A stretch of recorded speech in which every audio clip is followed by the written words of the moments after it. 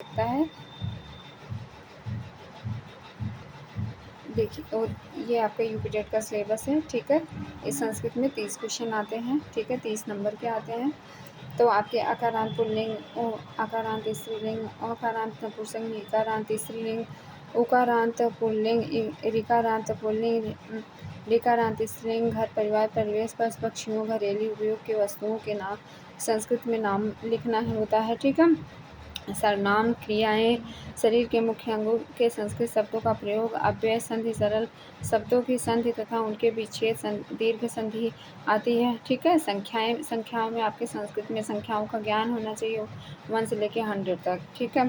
और लिंग, वचन, प्रत्याहार, स्वर के प्रकार, व्यंजन के प्रकार, अनुस्वार और अनुनासिक व्यंजन होने चाहिए। स्वर व्यंजन एवं विसर्ग संधियाँ जैसे समास, उपसर्ग, पर्यायवाची शब्द, विलोम शब्द, कारक, प्रत्यय एवं वाच्य कवियों और लेखकों की रचनाओं के बारे में आता है, ठीक है, कि ये किसने, ये इस लेखक के रचनाकार कौन है या इसके कवि कौन है।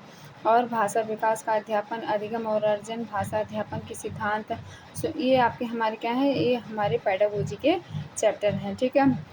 सुनने और बोलने की भूमिका, मौखिक और लिखित रूप से विचारों के संप्रेषण के लिए किसी भाषा के अधिगम में व्याकरण की भूमिका पर निर्णायक संदर्भ क्या हो सकता है। एक भिन्न कक्षा में भाषा पढ़ाने की चुनौतियाँ क्या हो सकती हैं, भाषा में कठिनाइयाँ क्या आएंगी, त्रुटियाँ और विकार क्या होंगे, ठीक है। और क्या भाषा कौशल, भाषा बोध गम्यता और प्रवीणता का मूल्यांकन कैसे करेंगे, बोलना, सुनना, पढ़ना और लिखा कैसे जाएगा, ठीक है।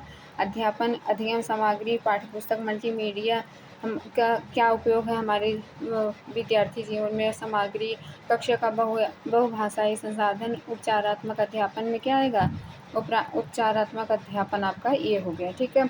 तो आपके सामने हमने ये भी कि संज्ञा प्रकरण आपका 7 से 8 नंबर का, ठीक है। संधि 7 से 8 नंबर की आ जाती है, या चाहे 1 नंबर का एक क्वेश्चन रहता है, ठीक है। और समास अब तक के जो क्वेश्चन आए हैं इसमें आपकी नेगेटिव मार्किंग नहीं रही है, ठीक है। 150 नंबर का 150 क्वेश्चन होते हैं, ठीक। और समास हमारा 5 से 7 क्वेश्चन आ जाता है। कारक 4 से 6, धातु रूप आपके 2 से 3, ठीक है। शुद्ध अशुद्ध, अनुवाद व शब्दार्थ, वाच्य परिवर्तन 4 से 5 नंबर का। संख्या 1 से 2 नंबर का। और उपसर्ग 1 से 3 नंबर का। क्रिया 0 से 1 नंबर की। पर्यायवाची 1 से 2 नंबर के। विलोम शब्द 1 से 3 नंबर। साहित्य काव्य 5 से 6 नंबर का। सूक्त ज्ञान 5 से 7 नंबर का। प्रत्यय आपके 3 से 4 नंबर का। प्रत्याहार 2 से 3 नंबर का। अव्यय 2 से 3। रस, छंद, अलंकार 1 से 2 नंबर का। सर्वनाम 1 से 2 नंबर का। घर परिवार शब्दार्थ 1 से 2 नंबर का। दर्शन एवं अन्य इसके अन्य प्रश्न 1 से 3 नंबर के आ जाते हैं। और संस्कृत शिक्षण एवं भाषा ज्ञान 1 से 2 नंबर का। गद्यात्मक आपका 2 नंबर का आता है और पद्यात्मक आपका 2 नंबर का। तो ये हमारे क्या है, यूपी टेट की समरी है संस्कृत की, ठीक है।